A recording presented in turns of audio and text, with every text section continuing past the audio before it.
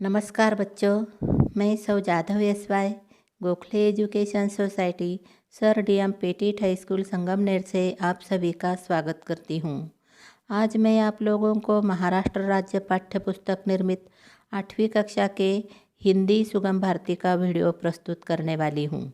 इस वीडियो के माध्यम से आप अपनी अध्ययन क्षमता का विकास कर सकते हैं। बच्चों, पिछले वीडियो में हमने दूसरी इकाई का पाठ क्रमांक 2 परोपकार इस पाठ के बारे में अध्ययन किया। अगला पाठ क्रमांक 3 आत्मनिर्भरता, यह जो पाठ है वह पाठ्यक्रम से हटा दिया गया है। इसलिए आज हम पाठ क्रमांक 4 तुम मुझे खून दो इस पाठ के बारे में जानकारी हासिल करेंगे। देखिए बच्चों, ये जो पाठ है ये पाठ थोड़ा बड़ा है, इसलिए हम उस पाठ का 2 हिस्सों में अध्ययन करने वाले हैं। तो सबसे पहले हम लेखक का परिचय देख लेते हैं। बच्चों, इस पाठ के लेखक है नेताजी सुभाष चंद्र बोस। इनका जन्म 1897 कटक उड़ीसा में हुआ और मृत्यु 1945 में हुई। नेताजी सुभाष चंद्र बोस जी भारतीय स्वतंत्रता संग्राम के प्रखर कार्यकारी थे। उन्होंने जय हिंद और चलो दिल्ली का उद्घोष देकर भारतीय सैनिकों में एक नया जोश भर दिया था। आपने अपने जीवन काल में अनेक बार नौजवानों को संबोधित किया। आप भारतीय युवकों के प्रेरणा स्रोत बन गए। तो बच्चों, उनकी कुछ प्रमुख कृतियाँ हैं, उसके बारे में भी देख लेते हैं। एक भारतीय यात्री, एन इंडियन पिलग्रिम, यह अपूर्ण आत्मकथा है। भारत का संघर्ष, द इंडियन स्ट्रगल, 2 खंडों में स्वतंत्रता संघर्ष के संदर्भ में अगणित पत्र लिखे, भाषण दिए तथा रेडियो के माध्यम से भी व्याख्यान दिए जो संकलित किए गए हैं। बच्चों, गद्य संबंधी भी देख लेते हैं। भारत के स्वतंत्रता संग्राम में नेताजी सुभाष चंद्र बोस जी का योगदान सर्वविदित है। द्वितीय विश्व युद्ध के समय उन्होंने आज़ाद हिंद फौज का गठन किया था। फौज को प्रेरित करते हुए उन्होंने यह भाषण दिया था, जय हिंद, चलो दिल्ली और तुम मुझे खून दो, मैं तुम्हें आज़ादी दूंगा, ये उनके बहुप्रचलित नारे हैं।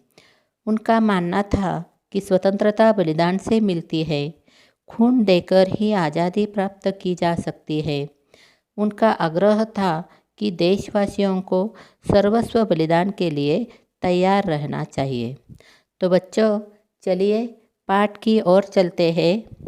पाठ क्रमांक 4, पाठ का नाम है तुम मुझे खून दो। दोस्तों, 12 महीने पहले पूर्वी एशिया में भारतीयों के सामने संपूर्ण सैन्य संगठन या अधिकतम बलिदान का कार्यक्रम पेश किया गया था। सैन्य मतलब सैनिक। आज मैं आपको पिछले साल की हमारी उपलब्धियों का ब्यौरा दूंगा तथा आने वाले साल की हमारी मांगें आपके सामने रखूँगा। बच्चों, यहाँ कठिन शब्दार्थ है उपलब्धि मतलब प्राप्ति, ब्यौरा मतलब विवरण। ऐसा करने से पहले मैं आपको एक बार फिर यह एहसास कराना चाहता हूँ कि हमारे पास आज़ादी हासिल करने का कितना सुनहरा अवसर है। यहाँ कठिन शब्दार्थ है एहसास मतलब अनुभव, हासिल करना यह मुहावरा है, इसका मतलब है प्राप्त करना। हमारे संघर्ष की सफलता के लिए मैं बहुत अधिक आशावादी हूँ, क्योंकि मैं केवल पूर्व एशिया के 30 लाख भारतीयों के प्रयासों पर निर्भर नहीं हूँ। यहाँ कठिन शब्दार्थ है प्रयास मतलब प्रयत्न, निर्भर मतलब आश्रित। भारत के अंदर एक विराट आंदोलन चल रहा है। कठिन शब्दार्थ है विराट मतलब भारी तथा हमारे लाखों देशवासी आज़ादी हासिल करने के लिए अधिकतम दुख सहने और बलिदान के लिए तैयार हैं। दुर्भाग्यवश सन 1857 के महान संघर्ष के बाद से हमारे देशवासी निहत्थे थे, जबकि दुश्मन हथियारों से लदा हुआ है। यहाँ कठिन शब्दार्थ है। निहत्थे मतलब जिनके पास कोई हथियार न हो। आज के इस आधुनिक युग में निहत्थे लोगों के लिए हथियारों और एक आधुनिक सेना के बिना आज़ादी हासिल कराना नामुमकिन है। नामुमकिन मतलब असंभव। अब ज़रूरत सिर्फ इस बात की है कि अपनी आज़ादी की कीमत चुकाने के लिए भारतीय स्वयं आगे आए। संपूर्ण सैन्य संगठन के कार्यक्रम के अनुसार मैंने आपसे जवानों, धन और सामग्री की मांग की थी। मुझे आपको बताने में खुशी हो रही है कि हमें पर्याप्त संख्या में रंगरूट मिल गए हैं। पर्याप्त मतलब पूरा, रंगरूट मतलब नया सिपाही। हमारे पास पूर्वी एशिया के हर कोने से रंगरूट आए हैं। चीन, जापान, इंडोचीन, Philippines, Java, Borneo, Celebes, Sumatra, Malaya, Thailand और बर्मा से। आपको और अधिक उत्साह एवं ऊर्जा के साथ जवानों, धन तथा सामग्री की व्यवस्था करते रहना चाहिए। ऊर्जा मतलब उत्साह, व्यवस्था मतलब प्रबंध। विशेष रूप से आपूर्ति और परिवहन की समस्याओं का संतोषजनक समाधान होना चाहिए। सबसे बड़ी समस्या युद्धभूमि में जवानों और सामग्री की कुमक मतलब सहायता पहुंचाने की है।